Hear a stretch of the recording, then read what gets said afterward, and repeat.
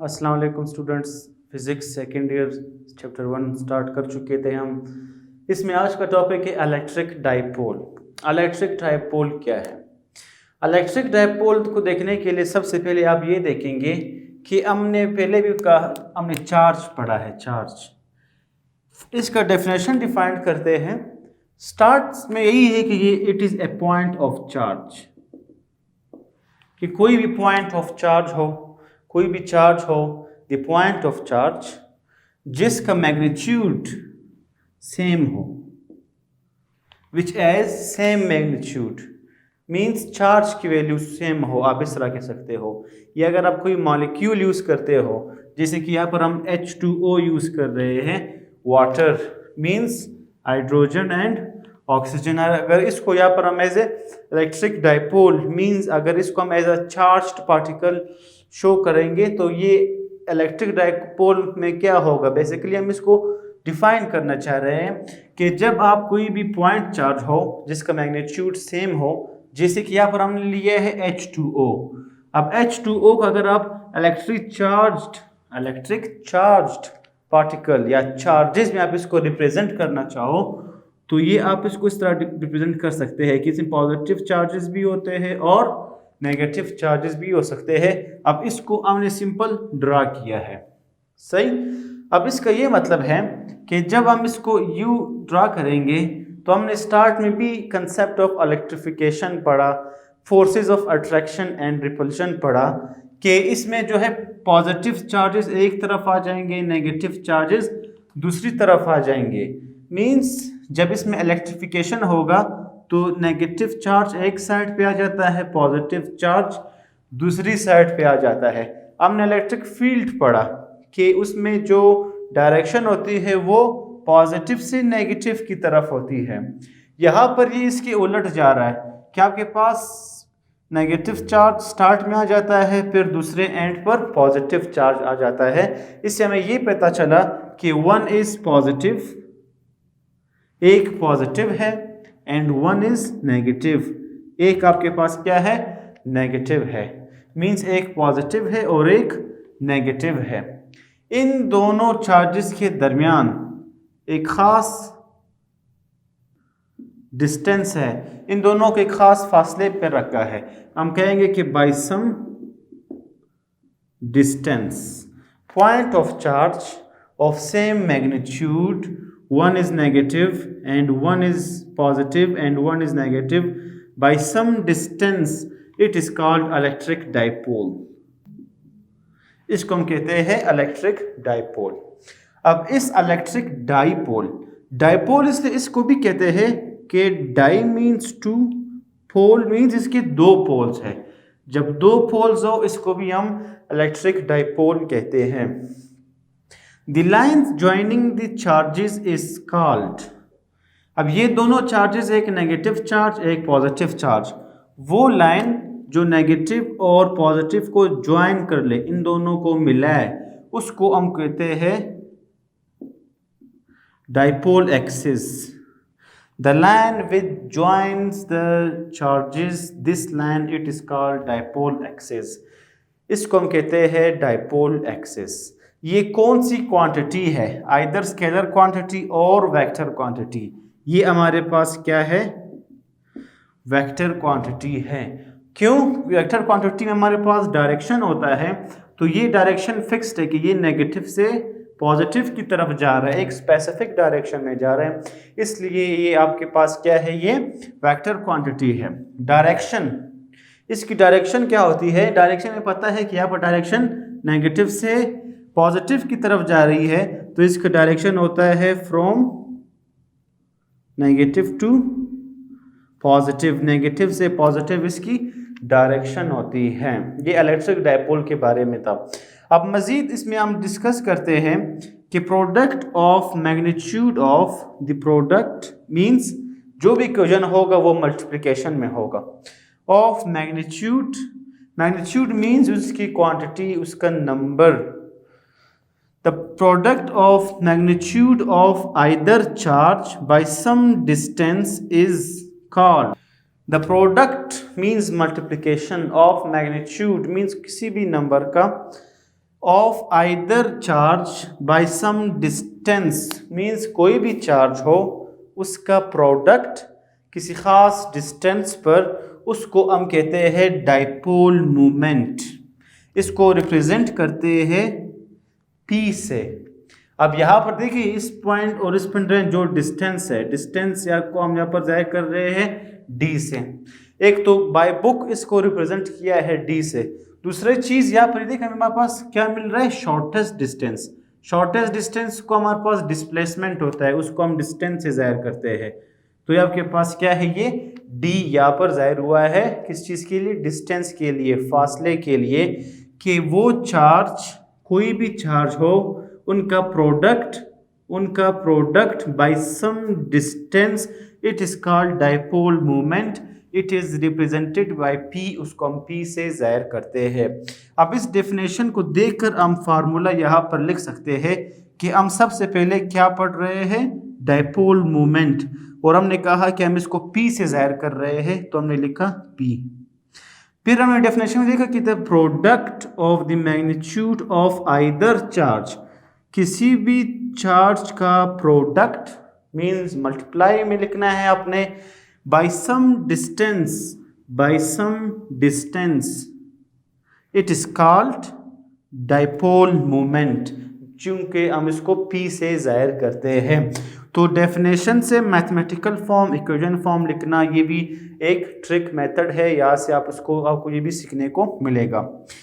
अब ये dipole moment का यूनिट क्या है, यूनिट आपने देखना है। यूनिट निकालने का तरीका क्या है, ये है हमारे पास चार्ज को हम किस चीज़ में लिखते हैं, कूलम में लिखते हैं, हम पढ़ चुके हैं।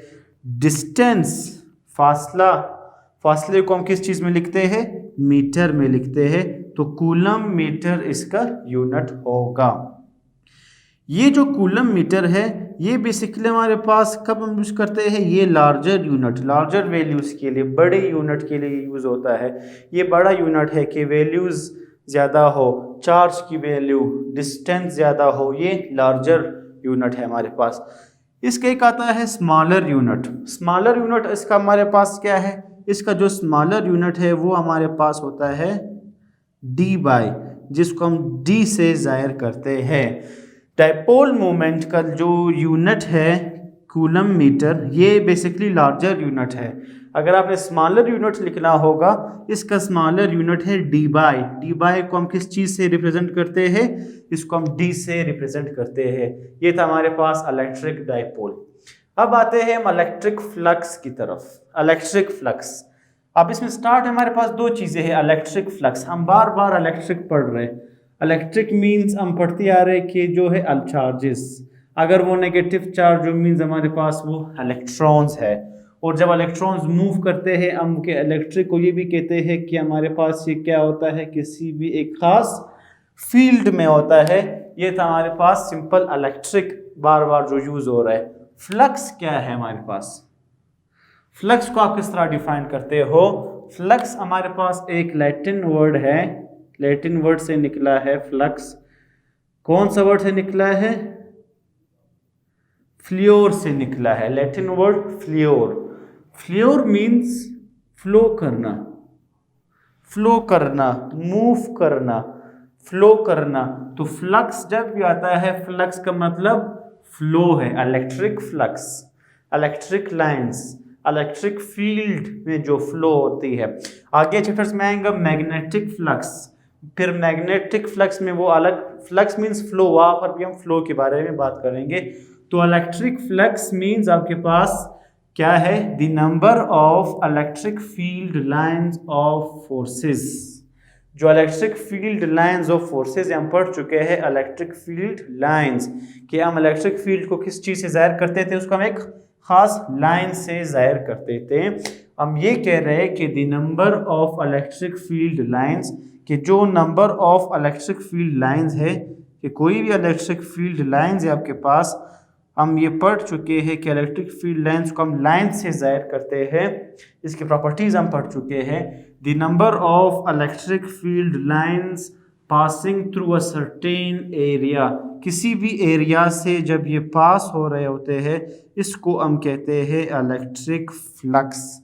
इलेक्ट्रिक फील्ड लाइंस का फ्लो करना किसी भी खास एरिया से, उसको हम सिंपल कहते हैं इलेक्ट्रिक फ्लक्स। एक प्रॉपर्टीज में ये है कि ये शर्त इसके लिए कि विच इज एल्ड परपेंडिकुलर, इसको हमेशा परपेंडिकुलर रखोगे। परपेंडिकुलर रखना किस तरह है ये आगे हम इसके टाइप्स में आपको इजीली समझ आ जाएगा। इस इलेक्ट्रिक फ्लक्स को सिंपल डेफिनेशन ये है कि इलेक्ट्रिक फील्ड लाइंस का फ्लो करना, किसी भी खास एरिया से पास होना, उसको हम कहते हैं इलेक्ट्रिक फ्लक्स। इलेक्ट्रिक फ्लक्स को हम जाहिर करते हैं इस सिंबल से, इस सिंबल को हम कहते हैं फाई, इसको हम फाई कहते हैं। अगर आप इलेक्ट्रिक फ्लक्स पढ़ रहे हो आप इसको सिंपल फाई ई भी कह सकते हो, फाई भी लिख सकते हो, कोई इशू नहीं है।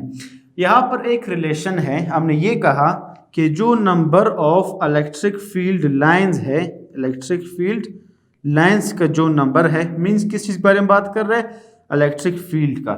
ये किस चीज़ से पास हो रहा है, किसी भी खास एरिया से। Electric field lines and area, यही दो चीज़ें हम यहाँ पर देख रहे हैं कि इसको अगर आप परपेंडिकुलर रखो तो वो इलेक्ट्रिक फ्लक्स होगा आपके पास। अब इसका सिंबल है फाई, फाई ये है, इसको हम इस सिंबल से ज़ाहिर करते हैं। यहाँ पर बताने का मकसद ये है कि हम दो चीज़ें कवर कर रहे हैं, एक आपके पास एरिया है और एक इलेक्ट्रिक फील्ड लाइंस है आपके पास। अब इसमें सिंपल एक रिलेशन है कि अगर एरिया जितना भी ज़्यादा हो, इलेक्ट्रिक फील्ड लाइंस उतने ही ज़्यादा होंगे या स्ट्रॉन्ग होंगे। एरिया जितना कम होगा इलेक्ट्रिक फील्ड लाइंस भी उतने ही कम होंगे। ये सिंपल रिलेशन है आपके पास। दूसरा चीज़ इलेक्ट्रिक फ्लक्स का एक डेफिनेशन ये था, एक दूसरा डेफिनेशन है कि the product of electric intensity, ये हम पढ़ चुके हैं कि the product of electric intensity and area, okay, the product of electric intensity and area is called electric flux, is called electric flux। ये भी सिंपल है, इसका डेफिनेशन है कि the product of electric intensity and area is called electric flux, is called electric flux। एक ये definition है। दूसरा डेफिनेशन इसका ये भी है कि द कौन सा प्रोडक्ट, हम कहते हैं कि the scalar product. Scalar means हम पढ़ चुके हैं फर्स्ट ईयर में, स्केलर प्रोडक्ट या इसको डॉट प्रोडक्ट भी कहते हैं कि द स्केलर प्रोडक्ट और dot product of electric intensity and area is called electric flux. ये भी इसका डेफिनेशन है। एक तो ये है कि डॉट प्रोडक्ट, स्केलर प्रोडक्ट आ रहा है, ये बाय डेफिनेशन है। दूसरा ये आ सकता है कि इसका रीज़न क्या है। रीज़न ये है कि जब इस एरिया नंबर ऑफ लाइंस किसी भी एरिया से पास होते हैं, उसमें जो एरिया का जो कंपोनेंट होता है, ये कंपोनेंट ये वाला कंपोनेंट होता है। ये कंपोनेंट आपके पास कौन सा होता है, इसका एक्स कंपोनेंट होता है। एक्स कंपोनेंट पे ये हमें क्या देता है, मैक्सिमम फ्लक्स देता है, पॉजिटिव फ्लक्स देता है, ज़्यादा से ज़्यादा फ्लक्स देता है। यहाँ पर पॉजिटिव फ्लक्स या इलेक्ट्रिक फ्लक्स कब मैक्सिमम होता है, यहाँ पर ये इस फॉर्म में परपेंडिकुलर में, मींस हम यहाँ पर आप देखे थे ये ओरिजेंटली है, मींस ओरिजेंटली में हमारे पास कौन सा होता है, ए एक्स कंपोनेंट होता है। आपने ये रिजोल्यूशन ऑफ वेक्टर में पढ़ चुके हो फर्स्ट ईयर में, ये इसका वो कौन सा कंपोनेंट होता है, वाई। तो यहाँ पर आपको जो नज़र आएगा वो इसका एक्स कंपोनेंट होगा। तो आप इसको इस तरह भी लिख सकते हो या फिर आप इसको सिंपल ई ए एक्स भी लिख सकते हो। और जब भी एक्स कंपोनेंट आता है उसको जब हम ख़त्म करते हैं तो हम क्या लिखते हैं, उसको डॉट में लिखते हैं। तो इस तरह भी आप इसको लिख सकते हैं, इस तरह भी लिख सकते हैं और इस तरह भी आप इसको लिख सकते हैं। दूसरी चीज़, जब भी डॉट प्रोडक्ट आता है, हम ये पढ़ चुके हैं, जब भी आप डॉट प्रोडक्ट को ख़त्म करते हो तो हम उसकी जगह क्या लगाते हैं, कॉस थीटा लगाते हैं। ये हम पढ़ चुके हैं फर्स्ट ईयर में कि जब भी डॉट ख़त्म करते हो तो हम कॉस थीटा लगाते हैं, जब भी क्रॉस प्रोडक्ट को ख़त्म करते हैं तो हम साइन थीटा लगाते हैं। तो यहाँ पर आता है डॉट जब ख़त्म करते हो तो आता है ई ए कॉस थीटा। ये आपके पास क्या है, फार्मूला है इलेक्ट्रिक फ्लक्स का। ये भी आपके पास मैथमेटिकल फार्मूला है इलेक्ट्रिक फ्लक्स का। अब इस फ्लक्स के हम 3 टाइप्स पढ़ते हैं। एक है आपके पास पॉजिटिव फ्लक्स, पॉजिटिव फ्लक्स भी इसको कहते हैं और इसको मैक्सिमम फ्लक्स भी कहा जाता है। नेगेटिव फ्लक्स है और इसको नेगेटिव भी कहते हैं और इसको मिनिमम फ्लक्स भी कहा जाता है। और एक आपके पास क्या है, ये जीरो फ्लक्स है। पॉजिटिव फ्लक्स का ये मतलब है आपने एंगल को देखना होगा, थीटा को देखना होगा। अब जैसे कि यहाँ पर हमारे पास क्या है, cos 0 degree, cos 90 degree, cos 180 degree. ये वैल्यूज आपको पता होगी, ये मैथ में भी है, फिजिक्स में भी है, फर्स्ट ईयर में भी है। cos 0 हमारे पास 1 के इक्वल होता है, cos 90 0 के इक्वल होता है, cos 180 -1 के इक्वल होता है। तो हम यहाँ पर पॉजिटिव फ्लक्स के लिए एंगल्स को देखते हैं कि आप पॉजिटिव फ्लक्स कब होता है। यहाँ पर तब देख सकते हैं कि phi is equal to EA cos theta.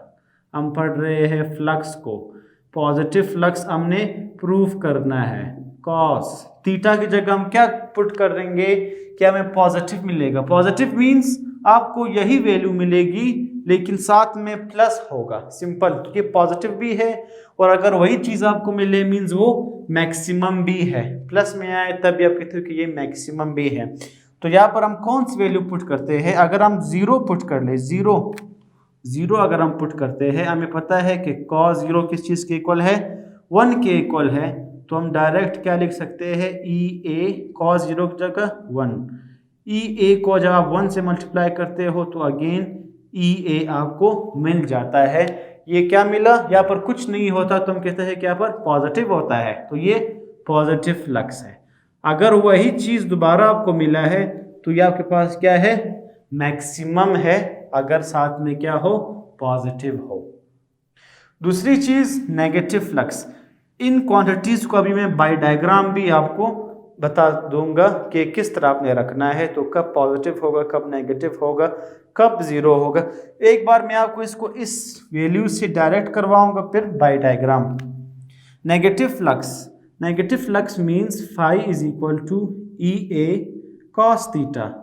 Phi is equal to EA cos theta की जगह हम क्या पुट करें कि हमें आंसर जो है नेगेटिव में मिले, मींस यही आंसर हो साथ में नेगेटिव हो। इसके लिए एक ही ऑप्शन है, वो है -1। तो मींस अगर आप -1 के लिए आप क्या यूज करेंगे, cos थीटा की जगह 180। Phi is equal to EA cos theta 180 means -1 cos phi. EA को जब 1 से मल्टीप्लाई करेंगे तो आपके पास आंसर EA आएगा, माइनस एज इट इज। तो ये आपके पास क्या है, ये इलेक्ट्रिक फ्लक्स है। अगर आंसर नेगेटिव में आया है तो इसका ये मतलब है कि आपके पास कौन सा फ्लक्स है, ये नेगेटिव फ्लक्स, या फिर आप कहते हो ये मिनिमम फ्लक्स, इसको हम कहते हैं। लास्ट पार्ट इसका है जीरो फ्लक्स। अब जीरो फ्लक्स के लिए नाम से जाहिर है मैक्सिमम या पॉजिटिव, मींस वही चीज विद पॉजिटिव आएगा। नेगेटिव एंड मिनिमम वही चीज तो आएगा लेकिन होगा नेगेटिव मींस मिनिमम होगा। ये नाम से जाहिर है जीरो फ्लक्स, के फ्लक्स आपके पास क्या है, 0 है। तो इसके लिए हम देखते हैं phi is equal to EA cos theta.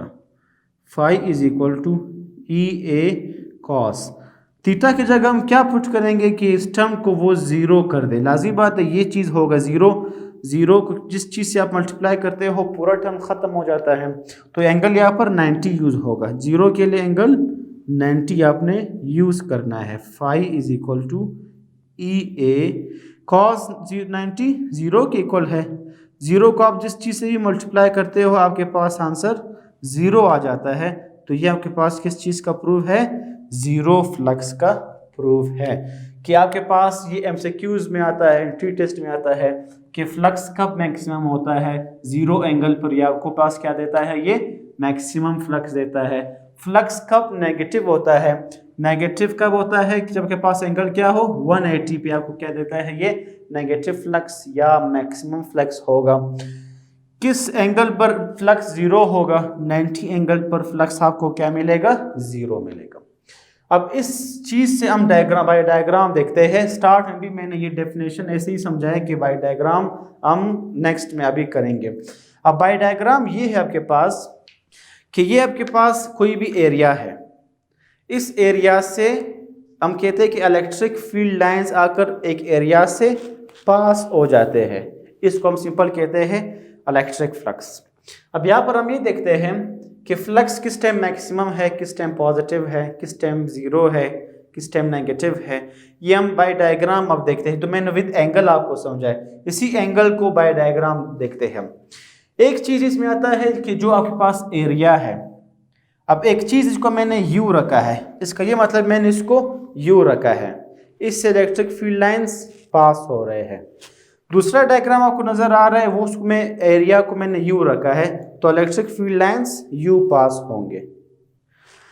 अब इसमें क्या होगा कि जो एरिया है, एरिया को हमेशा हम क्या लेते हैं, एरिया को हम हमेशा क्या लेते हैं, एरिया को हमेशा नॉर्मल लेते हैं। नॉर्मल का ये मतलब है कि अगर आपके पास एरिया यू पड़ा है तो इसका ये जो पार्ट है, ये जिसको कहते हैं नॉर्मल, इसका जो बाहर वाला हिस्सा है, ये कंपोनेंट, ये हमारे पास क्या होता है, ये एरिया होता है। अगर इस चीज़ को एरिया को आप यू रखते हो तो ये आपके पास इसका एरिया होगा। अगर इसको आप यू रखोगे तो ये इसका एरिया होगा। एरिया हमेशा हम इसको यू नॉर्मल लेते हैं, या आप कहते हैं इसको हम आउटवर्ड लेते हैं, बाहर की तरफ लेते हैं। या अगर ये बोर्ड हो, आप कहोगे इसका एरिया क्या होगा, इसका एरिया हम ये लेंगे, ये इसका एरिया, बोर्ड ये है और ये इसका एरिया है। एरिया हम किसका लेते हैं, आपको समझ आ गया होगा।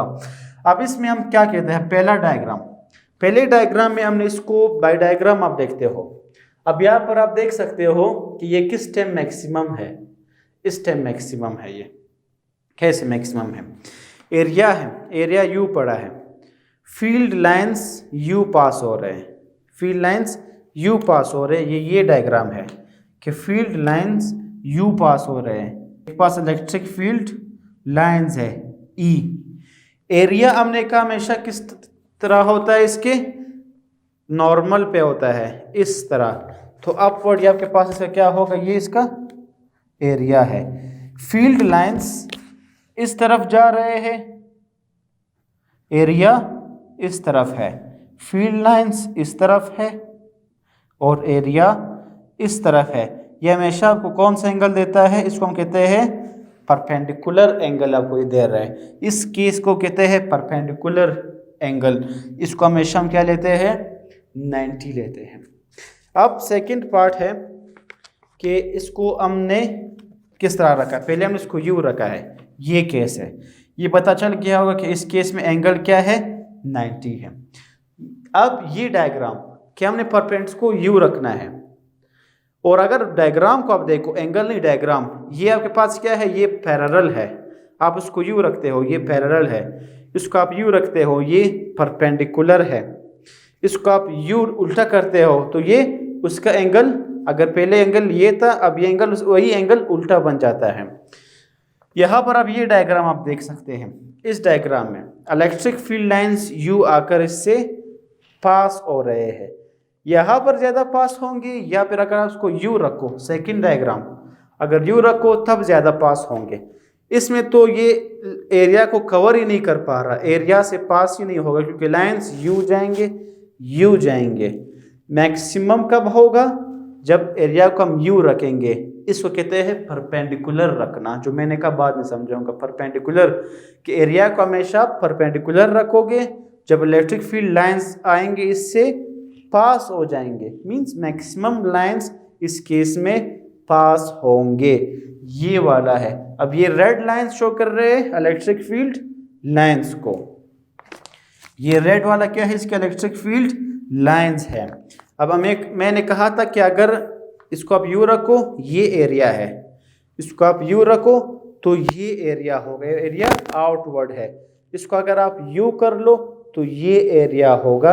अब इसको हमने किस तरह रखा है कि ये परपेंडिकुलर एरिया है, फील्ड लाइन यहाँ से आएंगे और फील्ड लाइंस यू पास हो जाएंगे, और एरिया हमेशा नॉर्मल होता है, या आपके पास क्या है, ये एरिया है इसका। तो इससे क्या पता चल रहा है कि आपके पास फील्ड लाइंस भी एक डायरेक्शन में है, उसका नॉर्मल जो एरिया लेते हैं वो भी आपके पास उसी डायरेक्शन में है, फील्ड लाइंस भी उसी डायरेक्शन में है, एरिया भी उसी डायरेक्शन में है।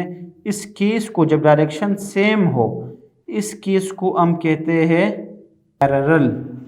ये मैं डायग्राम की बात नहीं कर रहा, हमें पता है कि ये डायग्राम परपेंडिकुलर रखा है एरिया को, ये डायग्राम पैरेलल रखा है डायग्राम को। ये डायग्राम है, एंगल का मैं बता रहा था कि जब भी ये एंगल होता है उसको हम 90 डिग्री भी कहते हैं, परपेंडिकुलर एंगल भी कहते हैं। अब इस केस में फील्ड लाइन भी एक डायरेक्शन में है, एरिया भी एक ही डायरेक्शन में है। जब दोनों चीज़ें आपके पास क्या होंगे, एक ही डायरेक्शन में होंगे, उस एंगल को हम कहते हैं पैरेलल।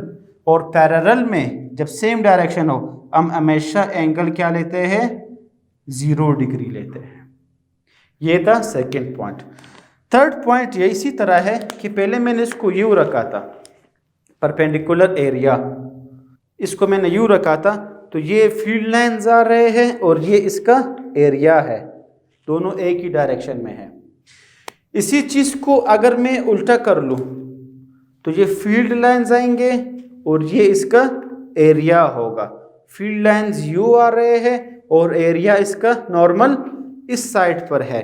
इसका ये मतलब है कि फील्ड लाइन्स इस डायरेक्शन में आ रहे हैं, आपके पास क्या है, इलेक्ट्रिक फील्ड लाइन्स। इसी चीज़ को पहले यू रखा था मैंने, ये इसका एरिया था। अब इस चीज़ को मैंने जब उसको उल्टा कर दिया तो ये इसका एरिया होगा।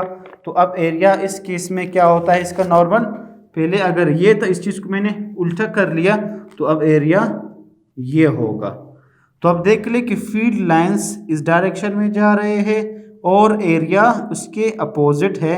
जब भी अपोजिट डायरेक्शन हो, इस एंगल को हम एंटी पैरेलल भी कहते हैं। पैरेलल एक जैसा, अपोजिट उसका उलट, उलट मीन्स एंटी, एंटी पैरेलल।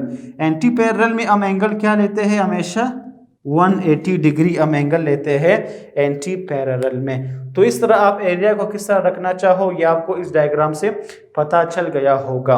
अब इसी चीज़ को आप यहाँ से देख लें कि पॉजिटिव फ्लक्स, मैक्सिमम फ्लक्स कब है, जब एंगल 0 हो। एंगल कब 0 हुआ है, ये कब 0 हुआ है, जब इस डायग्राम को, इस एरिया को हमने यू रखा था, परपेंडिकुलर रखा था, तब वो फ्लक्स होता है मैक्सिमम। इसी चीज़ को आप उल्टा कर लो तो फील्ड लाइंस तो ऐसे ही जा रहे हैं, इस चीज़ को जब उल्टा करते हो तो सिर्फ उसका एरिया चेंज होता है, नॉर्मल एरिया। तो अब फील्ड लाइन यू जा रहे, एरिया यू है, एंटी पैरेलल 180 पे आपको ये क्या देगा, नेगेटिव मैक्सिमम। उसको सिर्फ उल्टा करो, अगर ये मैक्सिमम था इसको आप सिर्फ यू उल्टा कर लो, या आपके पास क्या होगा, मिनिमम या नेगेटिव। 0 फ्लक्स विद डायग्राम क्या होगा, फील्ड लाइंस यू आ रहे हैं और एरिया इस तरफ है, क्यों है ये आपको मैंने बता चुका हूं। अब इस केस में एंगल क्या बन रहा है, 90। जब 90 पुट करते हो एंगल 0 आता है, तो जब एरिया को आप यू रखोगे तो क्या होगा, फ्लक्स 0 होगा। ये था हमारे पास इलेक्ट्रिक फ्लक्स, और इसके कुछ केसेस, 3 केसेस थे, positive, negative and 0। Last point है electric flux through a surface enclosing charge, कि वही इलेक्ट्रिक फ्लक्स हो through a surface enclosing charge. इस टॉपिक का सिंपल ये मतलब है कि आप कोई भी एक क्या ले लो, ये क्या है आपके पास, एक स्फेयर है, कि आप कोई भी एक स्फेयर ले लो। अब इस स्फेयर में आप क्या करोगे, एक पॉइंट चार्ज हम रखते हैं बिल्कुल सेंटर पर, सेंटर से स्फेयर तक या सेंटर से सर्कल तक हमेशा हमारे पास क्या होता है, उसको हम क्या कहते हैं, उसको हम रेडियस कहते हैं। अब इस पॉइंट चार्ज में हमने देखना है किस चीज को, इलेक्ट्रिक फ्लक्स को। Flux means phi electric flux को। अब इस स्फेयर में फ्लक्स क्या होगा, अब इसमें आपको कैसे पता चलेगा। अब फ्लक्स में हमारे पास 2 चीजें आती है, एक होता है ई इलेक्ट्रिक फील्ड लाइंस और एक होता है आपके पास एरिया। अब यहाँ पे कैसे पता चलेगा कि एरिया क्या है आपके पास, एरिया के लिए हम इस डायग्राम को ब्रेक करते हैं, मुख्तलिफ पार्ट्स में तोड़ देते हैं। आपके पास देखिए, इसको मैंने इस पॉइंट में ब्रेक किया, इसी तरह इसको मैंने इस स्फीयर को तोड़ देना, कुछ पार्ट्स में तोड़ देना, आपके पास क्या मिलेगा, आपको ये सिंपल एरिया मिलेगा कि इसको मैंने कुछ पार्ट्स में तोड़ देना है। ये इस तरह इसको कुछ पार्ट्स में एरिया में तोड़ देना। एकदम आपको पूरा एरिया नहीं मिलेगा, अब इसको पार्ट्स में जब ब्रेक करोगे तो आपको एरिया मिलेगा। अब जैसे कि यहाँ पर फर्ज करें एक एरिया है A1, ये एरिया है A2, ये एरिया है A3। आप जाएंगे तो आपको कहाँ तक जाना होगा, AN means number of area, किसी भी नंबर तक आपने इसको जाना है। या आपके पास क्या है, AN। इसको देकर आपने फ्लक्स मालूम करना है सिंपल। अगर एरिया A1 हो तो फ्लक्स क्या होगा, A1 होगा। अगर एरिया A2 हो तो फ्लक्स क्या होगा, φ2 होगा। वही फार्मूला है, सिंपल फार्मूला है जो फ्लक्स कम करते आ रहे हैं। इसी तरह अगर एरिया A3 हो up to AN means AN, अगर AN तक आपने जाना होगा तो फाई क्या होगा, N होगा। अब इसमें हम क्या चेक करते हैं, सिंपल फ्लक्स, पहला फ्लक्स, दूसरा फ्लक्स, तीसरा flux up to N flux तक जाना है तो पूरा स्फीयर का आपको फ्लक्स मिलेगा। इसके लिए अब एक ये है अप टू आपने कहाँ तक जाना है, N तक जाना है। तो इसके लिए आपने यहाँ से लेकर यहाँ तक पूरा आपको फ्लक्स मिलेगा। पूरा फ्लक्स मीन्स कौन सा फ्लक्स, T5। टोटल फ्लक्स आपने मालूम करना है। टोटल फ्लक्स में क्या आएगा, पहला flux, second flux up to N flux तक आपने जाना होगा। अब टोटल फ्लक्स आपके पास क्या होगा, φ1 की जगह A1, φ2 की जगह A2 अप टू N तक जाना है। φN means EAN। क्या चीज़ यहाँ पर कॉमन है, E कॉमन है, उसको आप एक बार लिखेंगे या बाहर निकालेंगे ब्रैकेट में, A1 A2 up to AN आपके पास रह जाएगा। अब ये जो एरिया है, ये एरिया, ये आपके पास क्या है, आपके पास एक तो ये है कि ये एरिया आपके पास टोटल पूरा एरिया है। दूसरी बात, इस एरिया के बारे में हम क्या लिख सकते हैं कि टोटल फ्लक्स हम मालूम करना चाह रहे हैं। ई आपके पास इलेक्ट्रिक फील्ड, दूसरी चीज़ इलेक्ट्रिक इंटेंसिटी, तीसरी चीज़ इलेक्ट्रिक फील्ड लाइंस। यहाँ पर हम देख रहे हैं कि हमने एक चार्ज रखा है, पॉइंट चार्ज रखा है, इस स्फीयर में एक पॉइंट चार्ज रखा है, तब हम इलेक्ट्रिक फ्लक्स के बारे में बात कर रहे हैं। और इसी में हमें मिला ई मीन्स, जब हमने क्या पढ़ा था, इलेक्ट्रिक फील्ड, इलेक्ट्रिक इंटेंसिटी या electric field intensity due to a point charge. हमारे पास फार्मूला आया था E is equal to KQ/R², या आप इसको इस तरह लिख सकते हो, E is equal to K means 1/4πε0। ये कहाँ से आया K की वैल्यू, हमने कूलम्स लॉ में देखा था, Q/R² एज इट इज़। मकसद बताने का ये है कि यहाँ पर जो E है उसकी जगह हम ये वैल्यू पुट कर सकते हैं। तो फाई E की जगह हम क्या पुट करेंगे, 1/4πε0R²। और यहाँ पर एक चीज़ रहेगी एरिया। एरिया हम किस चीज़ की बात कर रहे हैं, किस चीज़ का एरिया, स्फीयर का एरिया। स्फीयर का एरिया हमारे पास क्या होता है कि द एरिया ऑफ स्फीयर, ये मैथ का पार्ट है कि स्फीयर का एरिया किस चीज़ के इक्वल होता है, 4πr² के होता है। किसी भी स्फीयर का एरिया 4πr² के इक्वल होता है। तो इसकी जगह जो A है, पूरा ये A है, इसकी जगह हम क्या पुट करेंगे, 4πr²। अब यहाँ पर कुछ टर्म्स कैंसिल होंगे, क्या क्या कैंसिल होंगे, 4π cancel, r² cancel.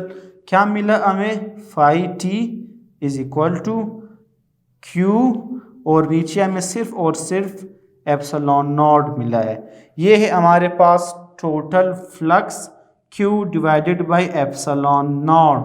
Total flux इस केस में कि जब कोई भी इंक्लोजिंग चार्ज हो किसी भी सरफेस या स्फेयर पे, उस केस में इलेक्ट्रिक फ्लक्स क्या होता है, Q/E0 होता है। या इसको आप इस फॉर्म में भी लिख सकते हो, या फिर 1 नीचे एप्सिलॉन आर नॉट रह गए और यहाँ पर Q रह गए, 1/ε0 टाइम्स Q भी आप इसको लिख सकते हो टोटल फ्लक्स को। ये था हमारे पास ये पार्ट। इस इक्वेशन से सिर्फ एक चीज़ बताना है कि ये किस चीज़ पे, ये जो टोटल फ्लक्स है यहाँ पर, ये किस चीज़ पे डिपेंड करता है। हमें जो स्फेयर था, स्फेयर का जो पार्ट था 4πr², वो ऑलरेडी कैंसल हो चुका है। इससे ये पता चल रहा है कि इसका जो शेप है स्फेयर का, मींस जो आपके पास यहाँ पर ज्योमेट्रिकल शेप है, शेप इस फार्मूले में शेप के एलिमेंट्स कोई भी 4πr² या r कुछ नहीं बचा, या डायमीटर कुछ नहीं आया है, सिंपल चार्ज और ε0 आया है। इसका ये मतलब है कि ये किसी भी ज्योमेट्रिकल शेप पे डिपेंड नहीं करता। दूसरी चीज, किस चीज पे ये डिपेंड करता है, r रेडियस ये भी कैंसिल हो गया, रेडियस भी खत्म हो गया। इस डायग्राम को देखकर जो रेडियस था वो ऑलरेडी कैंसिल हो चुका है। इसका ये मतलब है कि ये जो टोटल फ्लक्स है ये रेडियस पे भी डिपेंड नहीं करता। तो फिर किस चीज़ पे डिपेंड करता है, एक फार्मूले को देख, एक चार्ज आया है हमारे पास, एक तो ये किस चीज़ पे डिपेंड करता है, चार्ज पे डिपेंड करता है। दूसरा ये किस चीज़ पे, medium means ε0, permittivity of free space. Charge के दरमियान मीडियम क्या है, एयर है, वैक्यूम है, क्या है, मीन्स ये किस चीज़ पे डिपेंड करता है, मीडियम पे। तो इससे ये पता चला कि ना ये किसी ज्योमेट्रिकल शेप पे डिपेंड करता है, ना ही ये किसी रेडियस पे डिपेंड करता है, ये सिर्फ डिपेंड करता है चार्ज पे और मीडियम पे ये डिपेंड करता है। ये था हमारे पास electric flux through a surface enclosing a charge. Hopefully आपको ये टॉपिक काफ़ी हद तक समझ आ गया होगा। So thank you all of you. अल्लाह हाफिज़।